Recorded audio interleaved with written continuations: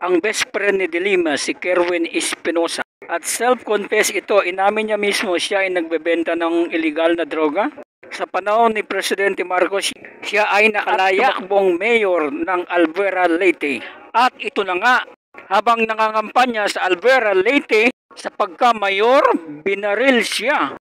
Ang masaklap, may nadamay menor de edad. Ang insidenteng ito ay nangyari April 10, 2025.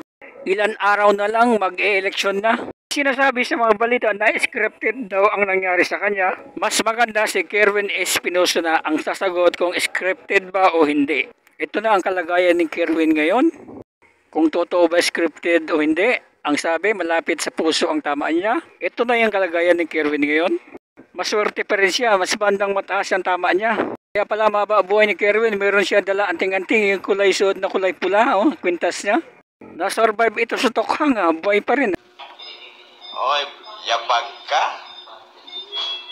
Yapag ka nga, mayroon kang scripted? Ikaw kuno'y pagpaigog bala. Tunto ni mo eh. So, scripted. Na scripted nga. Mo paano, diya ang bala sa imuhang duol sa imong kasing-kasing.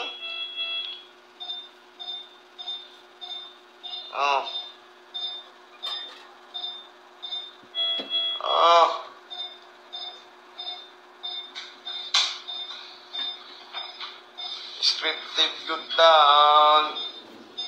Wa lang mo kapatay.